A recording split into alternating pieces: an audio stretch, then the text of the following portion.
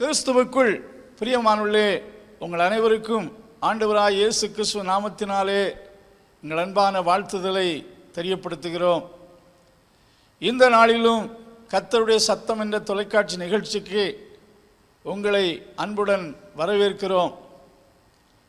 கர்த்தருடைய வார்த்தையின் ஒரு பகுதியை வாசித்து உங்கள் ஆசீர்வாதத்துக்காக ஜெபிக்க விரும்புகிறேன். ஏசாயா தீர்க்க தரிசன புஸ்தகம் 33ஆம் அதிகாரம் 17வது வசனத்தை வாசிக்கையில், உன் கண்கள் ராஜாவை மகிமை பொருந்தினவராக காணும், தூரத்தில் உள்ள தேசத்தையும் பார்க்கும். முந்திய வசனங்களிலே பார்க்கும்போது நீதிமான்கள் அல்லது நேர்மையாய் நடந்த மக்களை குறித்து ஏசாயா குறிப்பிட்டு வருகிறார்.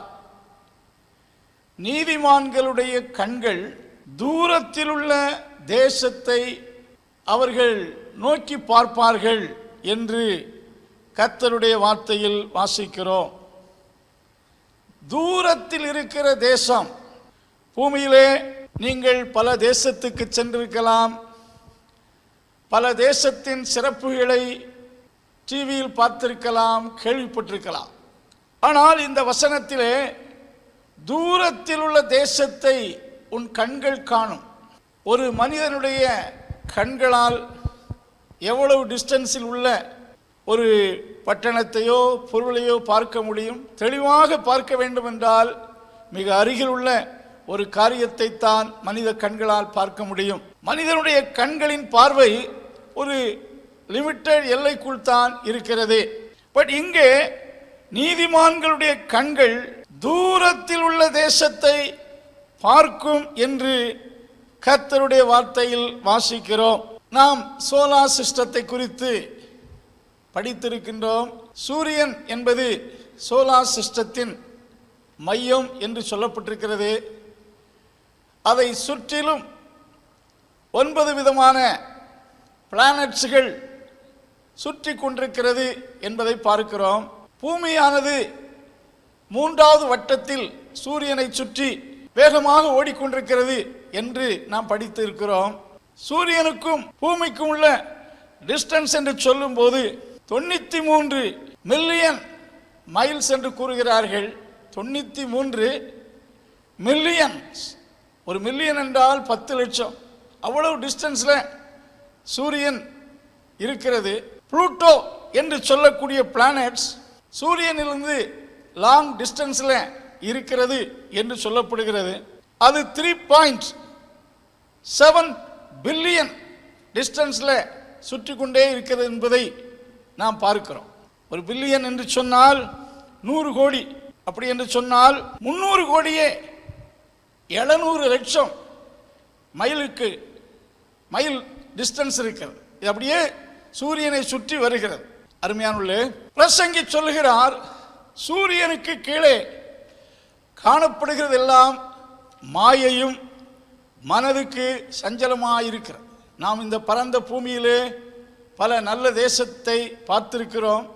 ஆனால் சூரியனுக்கு மேலே இது இந்த வட்ட பாதைகள் அப்படி சுற்றி கொண்டிருக்கும் போது சூரியனுக்கு மேலேயும் இது போல அந்த சர்க்கிள் அப்படியே சுற்றி கொண்டு வருகிறது. ஸோ அதற்கு அப்பால் வேதாகமத்தில் நீங்கள் வாசித்து பார்ப்பீர்கள் என்றால், பால் 2 கொரிந்தியருக்கு நிருபம் 12ஆம் வசனத்திலே 3ஆம் வானம் வரைக்கும் நான் எடுத்துக்கொள்ளப்பட்டு தேவனோடு இருந்தேன், தேவன் சொன்னதை தேவனோடு பேசினேன் என்று குறிப்பிடுகிறார். 3ஆம் வானம் என்று சொல்லுகிறார். வேதத்திலே இந்த காற்று மண்டலங்கள், மேக மண்டலங்கள், ஆகாய விமானங்கள் சொல்லக்கூடிய ஒரு பகுதியை முதல் வானம் என்று நாம் சொல்லலாம்.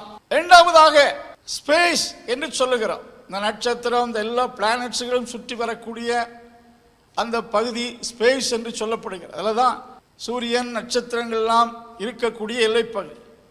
அதற்கு அப்பால் இருக்கக்கூடியதான் த பிளானட் ஆஃப் ஹெவன், தேவனுடைய தேசம் என்று சொல்ல முடியும்.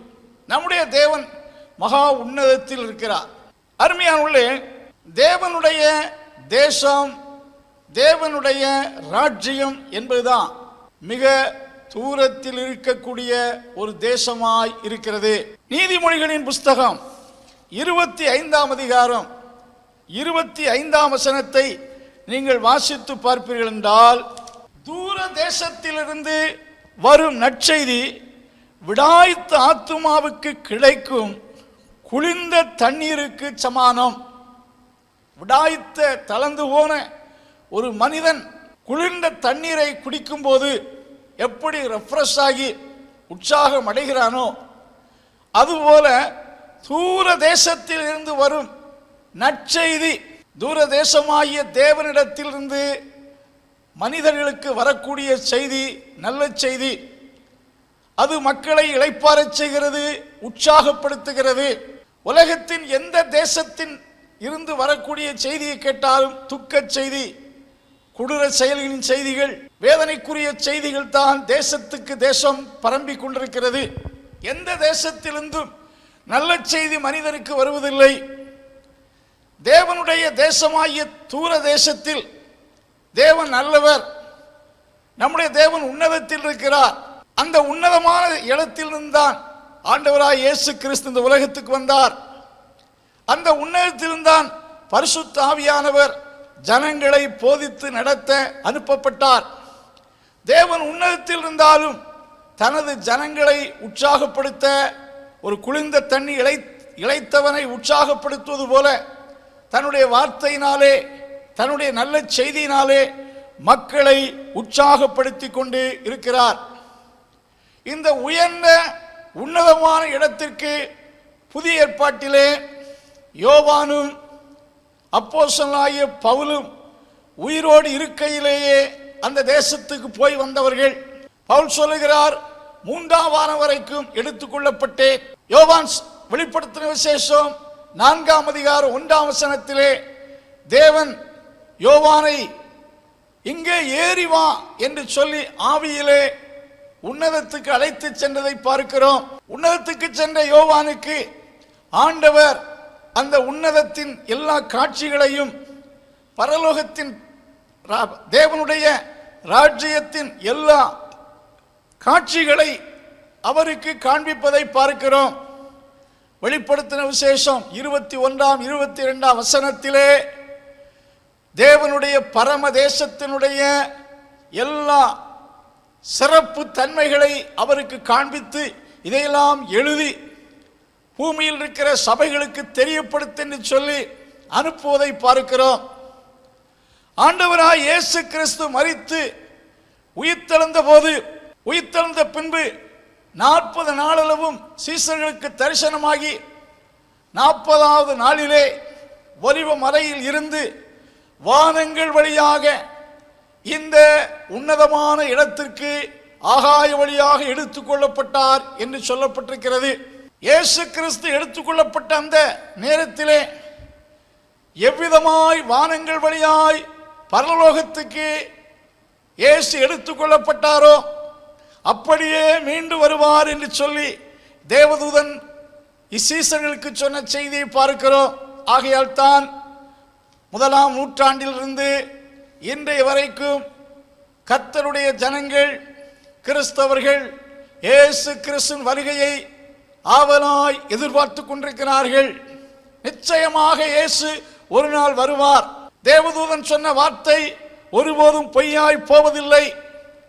வானத்தின் வழியாய் பரத்துக்கு எடுத்துக்கொள்ளப்பட்ட இயேசு கிறிஸ்து எப்படி எடுத்துக்கொள்ளப்பட்டாரோ அப்படியே வானத்திலிருந்து இறங்கி வருவார் என்று வேதம் சொல்லுகிறது. அருமையான தேவனுடைய பிள்ளைகளே, தூரத்தில் இருக்கக்கூடிய ஒரு தேசம், அது நம்முடைய கர்த்தராய் இயேசு கிறிஸ்துவின் ராஜ்யம். அதற்கு வேதாகமத்திலே பரமதேசம், ஹெவன்லி கண்ட்ரி என்று அழைப்பதை நாம் பார்க்கிறோம். தேவனுடைய ராஜ்யமாகிய பரலோக ராஜ்யம், heaven is a far distance country என்று சொல்லப்பட்டிருக்கிறது. அங்கிருந்து வரக்கூடிய செய்தி மக்களை உற்சாகப்படுத்துகிறது. தேவன் உன்னதத்தில் இருக்கிறார். உன்னதத்தில் தம்முடைய வார்த்தையை தம்முடைய ஜனங்களுக்கு அனுப்பி கொண்டே இருக்கிறார். அருமையான தேவனுடைய பிள்ளைகளே, யாக்கோபு யோசேப்பு உயிரோடு இருக்கிறான் என்ற செய்தியை கேள்விப்பட்ட போது அவனுக்குள்ளே சகோதரர்கள் தன் பிள்ளைகள் மூலமாக யோசேப்பு இன்னும் உயிரோடு இருக்கிறார், அவர் எகிப்து தேசத்தில் கவர்னராக இருக்கிறார் என்ற செய்தியை கேட்ட யாக்கோபு சொல்லுகிறார், அவருடைய ஆவி உயிர்த்தது.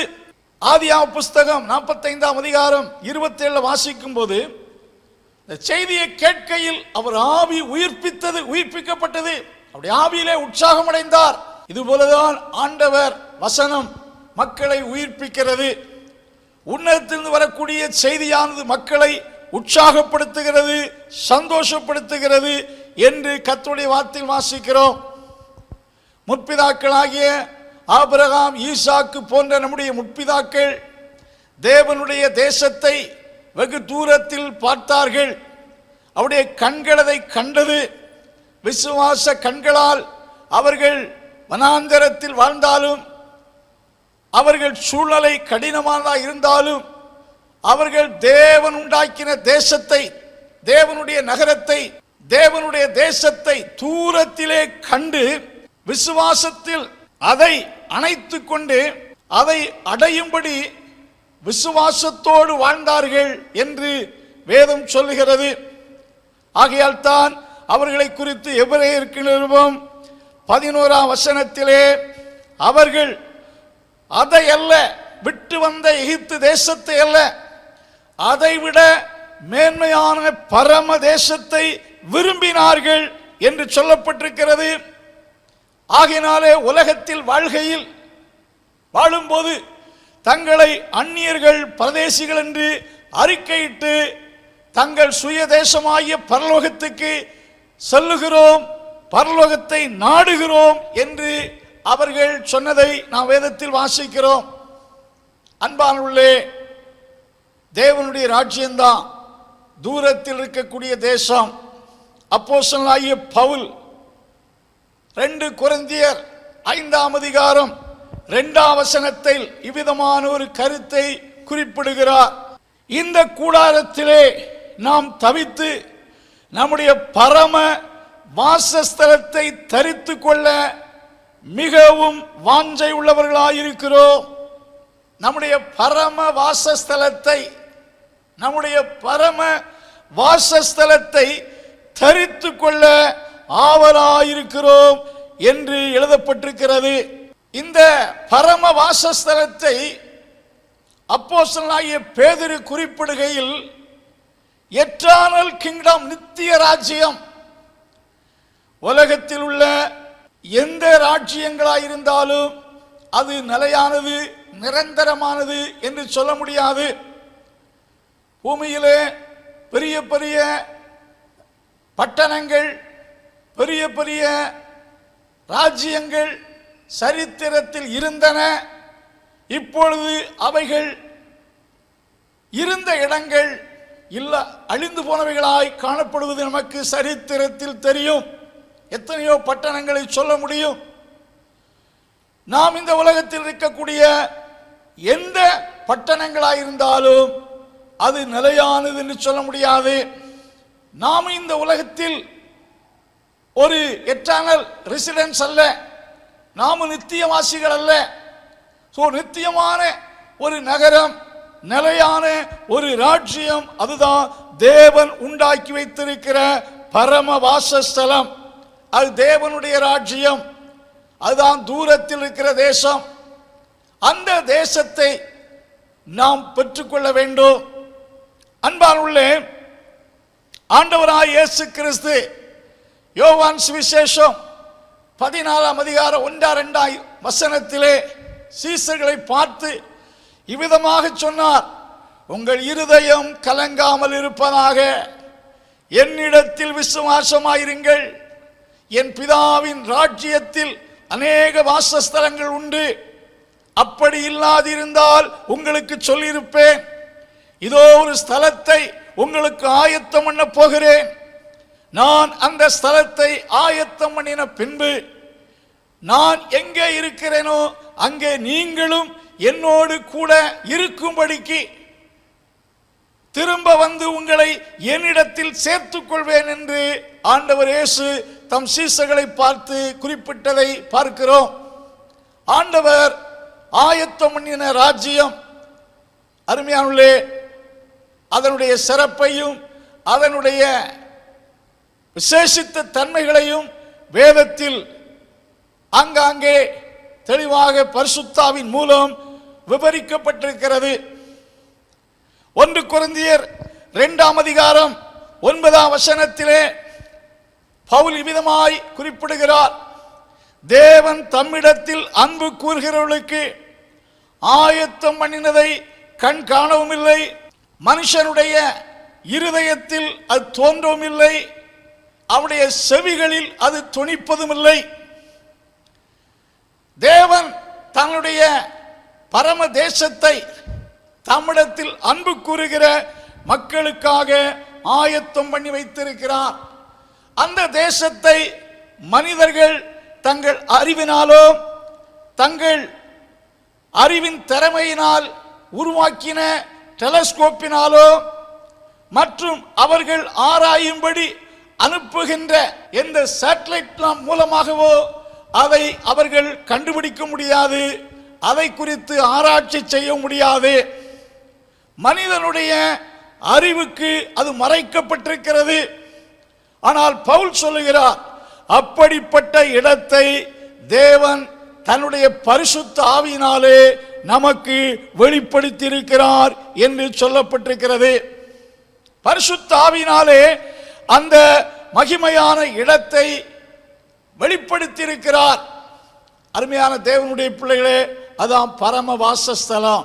ஏசாயா சொல்லுகிறார், ஏசாயா 57 அதிகாரத்திலே நீதிமான்கள் எடுத்துக் கொள்ளப்படுகிறார்கள். புத்திமான்கள் என்று சொல்லும் போது merciful man, merciful people are taken, righteous are taken. நீதிமான்கள் எடுத்துக் கொள்ளப்படுகிறார்கள். அதை ஒருவரும் சிந்திப்பதில்லை, அதை மனிதர்கள் யோசிப்பதில்லை.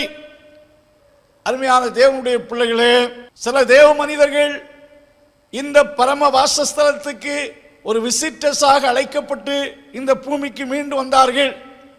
பழைய ஏற்பாட்டிலே ஏனோக்கு, எலியா ஆகிய தீர்க்கதரிசிகள் ஸ்தோத்திரம் அந்த இடத்துக்கு எடுத்துக்கொள்ளப்பட்டார்கள், உயிரோடு எடுத்துக்கொள்ளப்பட்டார்கள். இன்றைக்கு ஆண்டவரை ஏற்றுக்கொண்டு விசுவாசிக்கிற பிள்ளைகள் ஸ்தோத்திரம் தங்களுடைய மரண நாளிலே அந்த ராஜ்யத்துக்குள் பிரவேசிக்கிறார்கள். All saints enter into this place at the day of the death.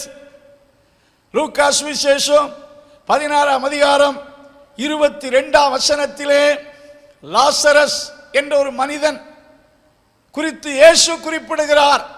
அது ஒரு உண்மை சம்பவம், ஒரு ஓமை அல்ல. லாசரஸ் என்றால் கிருபை பெற்றவன். சரீரத்திலே சில வியாதிகள் அவனுக்கு இருந்தன. மனிதர்களால் கைவிடப்பட்டாலும் அவன் தேவனை விசுவாசித்தான். ஐஸ்வர்யவான் ஐஸ்வர்யத்தின் மயக்கத்திலே தேவனை தேடவில்லை, ஏழைகளுக்கு இறங்கவில்லை.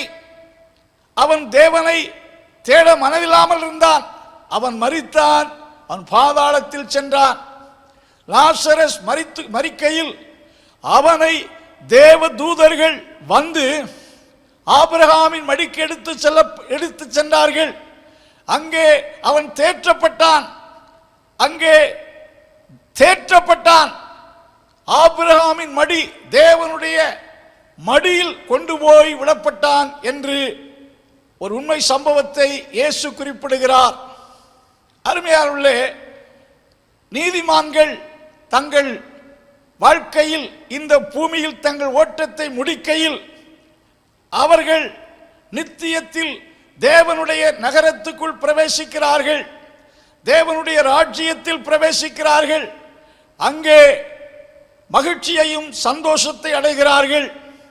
தேவனுடைய தேசத்தில் அழுகை இருக்காது, வேதனை இருக்காது, துக்கம் இருக்காது, புலம்பல் இருக்காது. அங்கே தேவன் தம்முடைய ஜனத்திற்கு ஆயத்தம் பண்ணி வைத்திருக்கிற நன்மைகளை அவர்கள் சுதந்தரிப்பார்கள்.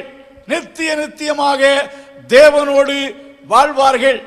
அப்படிப்பட்ட ஒரு கோல்டன் தேசத்திற்கு ஆண்டவர் நம்மை வர வேண்டும் என்று நமக்கு இந்த வாய்ப்பை தந்திருக்கிறார். இப்படிப்பட்ட இந்த பரம தேசத்துக்குள் பிரவேசிக்க நாம் என்ன செய்ய வேண்டும்? நாம் இருக்கக்கூடிய இந்த தேசத்திலிருந்து இன்னொரு தேசத்துக்கு செல்ல வேண்டும் என்றால் சில ப்ரொசீஜர் இருக்கிறது. நமக்கு பாஸ்போர்ட், விசா மற்றும் பல ஒழுங்குகள் செய்யப்பட வேண்டியது இருக்கிறது. அப்பொழுதுதான் நாம் சில தேசத்துக்குள் நாம் பிரவேசிக்க முடியும். உலகத்தில் எந்த தேசத்தில் நீங்கள் சென்றாலும் அதனுடைய மேன்மை எல்லாம் மாயைத்தான். பிரசங்கி சொல்வது போல எல்லாம் மனதுக்கு சஞ்சலமாயிருக்கிறது. சூரியனுக்கு மேலே இருப்பதுதான் நிஜமானது, நித்தியமானது. சூரியனுக்கு கீழே காணப்படும் எல்லா மாயையும் மனதுக்கு சஞ்சலமாயிருக்கிறது என்று குறிப்பிடுகிறார். தேவனுடைய ராஜ்யம்தான், நம்முடைய தேவன் தான் உன்னதத்தில் இருக்கிறார். It is the most highest planet. சூரியனுக்கு மேலே ஸ்பேஸ் என்று சொல்லக்கூடிய வட்டத்துக்கு அப்பால் நம்முடைய தேவன் உன்னதத்தில் இருக்கிறார். நம்முடைய தேவன் பரலோகத்தில் இருக்கிறார். இந்த பூமி அவரால் சிருஷ்டிக்கப்பட்டது. இந்த பூமியினுடைய சகல ஜனங்களும் அந்த தேவனுடைய ஸ்தோத்திரம் ஆதரவினால் தான் வாழ்கிறார்கள். உன்னதத்தில் இருந்தாலும் அவர் தம்முடைய ஜனங்களை கண்ணோக்கி பார்க்கிறார், உதவி செய்கிறார். தம்முடைய ஆவியினாலே இந்த உலகத்தில் எல்லா காரியத்தையும் நிர்ணயிக்கிறார். இந்த சிறந்த உன்னதமான இடத்தில் நீங்களும் நானும் போக வேண்டும் என்றால் it is very easy. First you must believe Jesus. இயேசு கிறிஸ்துவை விசுவாசிக்க வேண்டும். இயேசு அல்லாமல் நாம் தேவனுடைய நகரத்துக்குள் பிரவேசிக்க முடியாது. இயேசுவே வழியும் சத்தியம் ஜீவனுமாயிருக்கிறார். Only one way, that way is Jesus. Through Jesus we can enter into the kingdom of God. தேவனுடைய நகரத்துக்குள், தேவனுடைய ராஜ்யத்துக்குள் பிரவேசிப்பதற்கு முதலாவது கர்த்தராய் இயேசு கிறிஸ்துவை விசுவாசிக்க வேண்டும். இயேசுவே என் பாவத்துக்காக மரித்து உயிர்த்தெழுந்த இரட்சகர் என்று விசுவாசிக்க வேண்டும். இரண்டாவது, நம்மிடத்தில் காணப்படுகின்ற குற்றங்கள் குறைகளை மன்னிக்கும்படி ஜெபத்தின் மூலம் கிறிஸ்துவிடத்தில் கேட்க வேண்டும். ஏனென்றால் நம்முடைய பாவத்தை மன்னிப்பதற்காகத்தான் கிறிஸ்து இயேசு கல்வாரி சிலுவையில் மரித்தார். ஒரு மனிதனுடைய பாவத்தை மன்னிக்க இந்த உலகத்தில் எந்த மனிதனுக்கும் எந்த அதிகாரத்தில் இருக்கிறவர்களுக்கு அதிகாரம் கிடையாது. இயேசு கிறிஸ்து ஒருவருக்குத்தான் மனிதனுடைய பாவத்தை மன்னித்து மனிதனுக்கு வரக்கூடிய பாவத்தின் தண்டனையிலிருந்து விடுவிக்கக்கூடிய அதிகாரமும் வல்லமையும் ஆண்டவராய் இயேசு கிறிஸ்து ஒருவருக்கே உண்டு. இயேசு கிறிஸ்து தன்னிடத்தில் வந்த அநேக வியாதியஸ்தர்களை பார்த்து, உன் பாவம் மன்னிக்கப்பட்டது, எழுந்து போ, உன் படுக்கை எடுத்துக்கொண்டு போ என்று சொன்னபோது பரிசேயர்கள் இவ்விதமாக உள்ளத்தில் நினைத்தார்கள், பாவங்களை மன்னிக்க இவர் யார்? இவர் யோசேப்பின் குமாரன் தானே, ஒரு மனுஷன் தானே, எப்படி மனிதனுடைய பாவத்தை மன்னிக்க முடியும் என்று மனதில் நினைத்த போது இயேசு சொன்னார், மனுஷகுமாரனாகி எனக்கு பூமியிலே பாவத்தை மன்னிக்க அதிகாரம் உண்டு என்று நீங்கள் அறிய வேண்டும் என்று சொல்லி தைரியமாக சொன்னார். வேதத்தில் வாசிக்கிறோம், பாவிகளை ரட்சிக்க கிறிஸ்து இயேசு உலகத்தில் வந்தார். இயேசு என்றாலே இரட்சகர். இயேசுவின் பிறப்பை குறித்து மத்தேயு சுவிசேஷம் 1:21 தேவதூதன் சொன்ன வார்த்தை என்ன? அவருக்கு இயேசு என்று பெயரிடுவாயாக, ஏனென்றால் அவர் தமது ஜனங்களின் பாவத்தை நீக்கி பாவத்தை மன்னித்து அவளை ரட்சிப்பார். இயேசு என்றாலே பாவத்திலிருந்து ரட்சிப்பை கொடுக்கிறவர், பாவத்தை மன்னிக்கிறவர். இயேசு விசுவாசிக்கிற நீங்கள் இயேசுவிடத்தில் உங்கள் பாவத்தை அறிக்கை செய்ய வேண்டும். என்னென்ன பாவங்கள் செய்திருந்தாலும், கடந்த காலங்களிலே கிறிஸ்தவர்களாயிருந்தாலும் கிறிஸ்துவை அறியாதவர்களாயிருந்தாலும், எந்த மார்க்க பின்னணியில் நீங்கள் வளர்ந்தவர்களாயிருந்தாலும், அரசியல்வாதியாக இருந்தாலும் அல்லது சாதாரண மனிதர்களாக இருந்தாலும், எந்த நிலையில் நீங்கள் இருந்தாலும் உங்கள் வாழ்க்கையில் இருக்கக்கூடிய பாவங்கள், செய்த பாவங்கள் எல்லாவற்றையும் கிறிஸ்துவிடத்தில் மன்னிக்கும்படி முழங்கால் படியிட்டு கேட்க வேண்டும். அப்பொழுது விசுவாசத்தோடு கேட்கக்கூடிய ஒவ்வொருடைய பாவத்தை மன்னிக்கிறார். பாவ மன்னிக்கம் படாதவர்கள் தேவனுடைய நகரத்துக்குள் பிரவேசிக்க முடியாது. அதைத்தான் வேதம் சொல்லுகிறது. ஒருவன் மறுபடியும் பிறவாவிட்டால், ஒருவன் ஜலத்தினாலும் ஆவியினாலும் பிறவாவிட்டால் தேவனுடைய ராஜ்யத்துக்குள் பிரவேசிக்க முடியாது என்று ஆண்டவர் இயேசு சொன்னார். மறுபடியும் பிறப்பது என்பது தான் உண்மையாக பாவ மன்னிப்பின் நிச்சயத்தை பெறுதல். இயேசு விசுவாசிக்க வேண்டும். இரண்டாவது, பாவ மன்னிப்புக்காக கிறிஸ்துவிடத்தில் உங்கள் பாவத்தை அறிக்கை செய்து கேட்க வேண்டும். பாவ மன்னிப்பு நிச்சயத்தை பெற்றுக்கொள்ள வேண்டும். மூன்றாவது, மூழ்கி ஞானஸ்நானம் எடுக்க வேண்டும். ஞானஸ்நானம் என்பது கிறிஸ்துவுக்காக பரிசுத்தமாய் வாழ தீர்மானிப்பதற்கு அடையாளமாக ஞானஸ்நானம் எடுக்க வேண்டும். ஆண்டவரை விசுவாசித்து தொடர்ந்து வேத வசனத்தை கேட்கையில், வசனத்தை தியானிக்கையில், ஜெபிக்கையில், தேவனுடைய சபையில் சென்று கர்த்தருடைய வார்த்தை கேட்கையில் நம்முடைய விசுவாச விருத்தி அடையும். கர்த்தருடைய வார்த்தையினால் பலப்படுவோம். பரிசுத்தமாய் வாழ்வதற்கு சபை ஐக்கியமும் வேத வாசிப்பும் அனுதின ஜெப வாழ்க்கையும் மிக அவசியம். இவ்விதமாய் பரிசுத்தமாக வாழ்க்கை செய்வோம் என்றால், இந்த உலகத்தில் இருக்கையில் உலகத்தின் பாவத்திற்கும் தீமைகளுக்கும் விலகி ஒரு பரிசுத்தமான வாழ்க்கை செய்வோம் என்றால் நாம் கர்த்தருடைய ராஜ்யத்தில் பிரவேசிக்க முடியும். இயேசு சொன்னார், பரிசுத்தம் இல்லாமல் ஒருவரும் கர்த்தரை தரிசிப்பதில்லை. இருதயத்தில் சுத்தமுள்ளவர்கள் பாக்கியவான்கள், அவர்கள் கர்த்தரை தரிசிப்பார்கள் என்று வேதம் சொல்லுகிறது. வாழ்க்கையிலும் இருதயத்திலும் வார்த்தையிலும் உங்களுடைய செயல்பாடுகளில் கர்த்தருக்கு முன்பாக உண்மையும் பரிசுத்தமாய் வாழ்வீர்கள் என்றால், வாழ்வோம் என்றால், தேவனுடைய ராஜ்யமாகிய பரலோகத்துக்குள் நாம் பிரவேசிப்பதை சாத்தானும் தடுக்க முடியாது, யாரும் தடுக்க முடியாது. இவ்விதமாய் வாழ்க்கை செய்ய கர்த்தர் இந்த நாளிலே உங்களோடு பேசுகிறார். கர்த்தர் உங்களை ஆசீர்வதிப்பாராக.